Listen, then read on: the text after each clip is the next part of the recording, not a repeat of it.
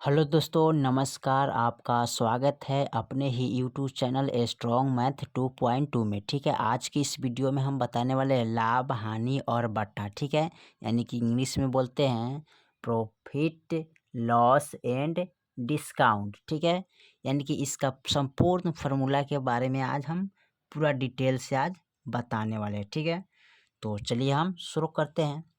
तो सबसे पहले इसका हम नाम दर्ज कर देते हैं ताकि आपको पता रहेगा। ठीक है, एक में होता है लाभ।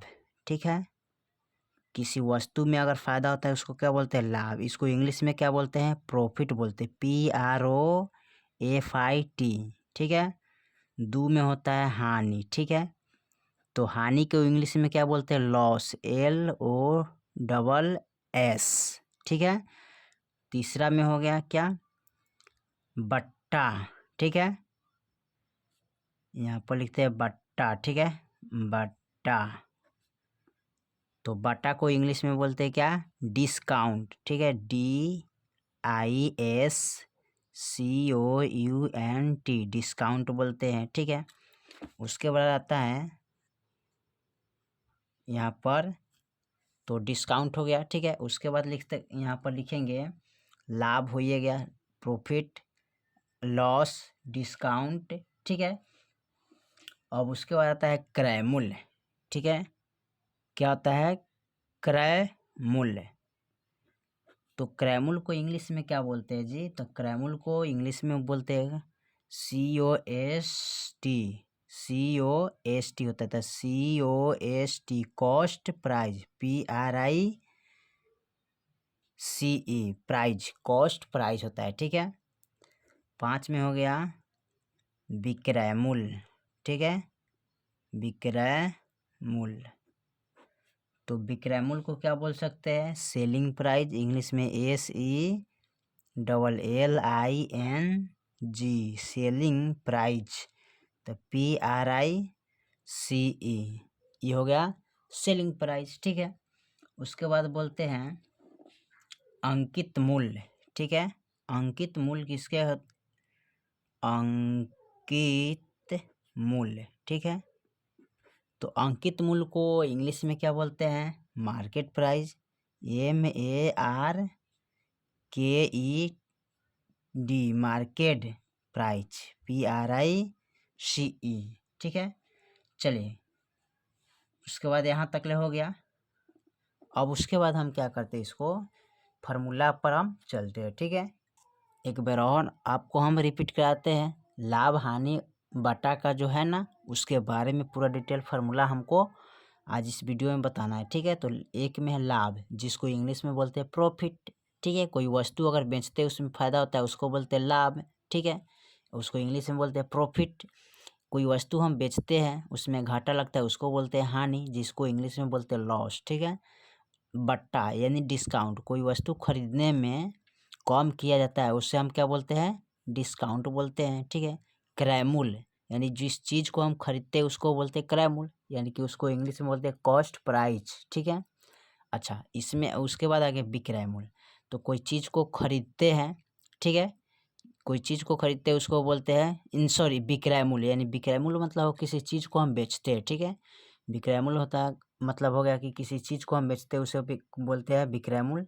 तो इसको इंग्लिश में क्या बोलते हैं? Selling price. ठीक है, अंकित मूल्य यानी कि मार्केट प्राइस, यानी कि किसी वस्तु पर अंकित किया रहता है प्राइस, उसको क्या बोलते हैं? Market price. देखते हैं किसी चीज़ पर दाम या किताबें का दाम लिखा रहता है उसको बोलते हैं अंकित मूल्य, हिंदी में बोलते हैं ना, तो उसको इंग्लिश में बोलते हैं मार्केट प्राइस। ठीक है, अब चलिए इसका बात करते हैं फार्मूला का। फार्मूला कैसे होता है? ठीक है, तो फार्मूला पर आज ध्यान देंगे। ठीक है, लाभ और हानि का सबसे आसान फार्मूला आज हम इस वीडियो में बताएंगे। ठीक है, तो सबसे पहले हम लिखते हैं लाभ बराबर, ठीक है, क्या होता है? लाभ बराबर, तो लाभ बराबर हम लिखेंगे क्या यहाँ पर?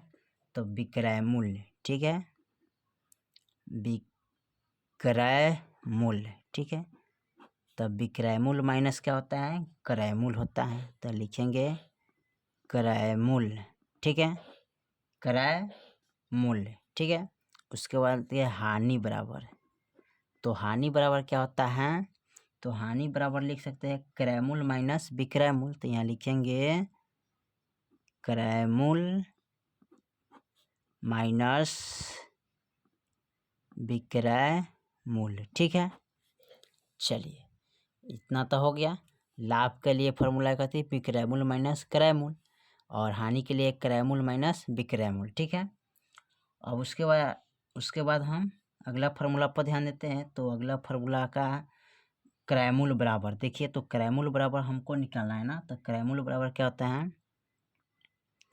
क्रय मूल्य, तो यहाँ लिखेंगे क्रय मूल्य बराबर होता है विक्रय मूल्य माइनस लाभ। तो लिखेंगे विक्रय मूल्य माइनस क्या लिखेंगे, लाभ लिखेंगे। ठीक है, चलिए यहाँ पर क्रय मूल्य अगर निकालना है तो विक्रय मूल्य माइनस लाभ लिखना पड़ेगा। ठीक है, उसके बाद क्रय मूल्य, तो फिर लिखेंगे क्रय मूल्य।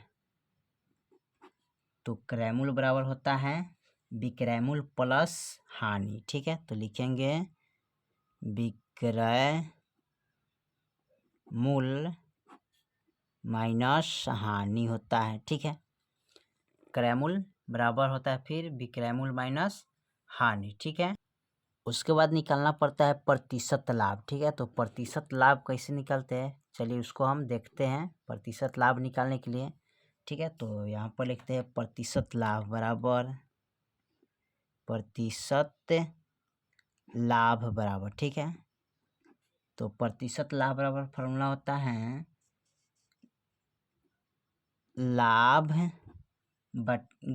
लाभ बटे, ठीक है, 100, यानी कि लाभ बटा क्रय मूल्य माइनस विक्रय मूल्य होता है जी। यहाँ पर लिखेंगे, ध्यान से देखिए, चलिए तो यहाँ पर लाभ गुने लिखेंगे 100 अब बट्टे क्रय मूल्य। ठीक है, क्रय मूल्य, तो यहाँ लिखेंगे क्रय मूल्य, क्रय मूल्य। ठीक है, लाभ गुने 100, ठीक है, लाभ गुने 100 बट्टे क्रय मूल्य होता है। ठीक है, उसके बाद प्रतिशत हानि बराबर, ठीक है, यहाँ पर लिखेंगे प्रतिशत हानि बराबर। तो प्रतिशत हानि बराबर का फॉर्मूला क्या होता है जी, यहाँ पर देखिए प्रतिशत हानि बराबर फॉर्मूला होता है, यहाँ पर लिखेंगे हानि गुने 100 अब बटे क्रय मूल्य। ठीक है, लिखेंगे क्रय मूल्य। ठीक है, तो इतना फॉर्मूला पर आप ध्यान दीजिएगा। आपका क्रय मूल्य विक्रय मूल्य वाला सब जितना मैथ होगा आप इसी पर बना सकते हैं बहुत आसान तरीके से। ठीक है, यहाँ पर देखिए फिर एक बार और रिपीट करते हैं। लाभ अगर निकालना होगा तो विक्रय मूल्य माइनस क्रय मूल्य। ठीक है, हानि निकालना होगा तो हानि बराबर होता है क्रय मूल्य माइनस विक्रय मूल्य। ठीक है, उसके बाद क्रय मूल्य अगर निकालना होगा तो विक्रय मूल्य माइनस लाभ होता है। क्रय मूल्य का हानि निकालना होगा तो क्रय मूल्य बराबर विक्रय मूल्य माइनस हानि होता है। प्रतिशत लाभ बराबर तो लाभ गुने 100 बट्टे क्रय मूल्य होता है। ठीक है, प्रतिशत हानि बराबर निकालना होगा तो यहाँ पर लिखिएगा हानि गुने 100 बटा क्रय मूल्य। ठीक है, तो इतना फार्मूला पर आप ध्यान दीजिएगा। आपका संपूर्ण मैथ क्रय मूल्य पर जितना होगा आपका सब बन जाएगा एकदम बहुत आसान तरीके से। ठीक है, तो फिर मिलते हैं अगले वीडियो में, तब तक के लिए जय हिंद जय भारत।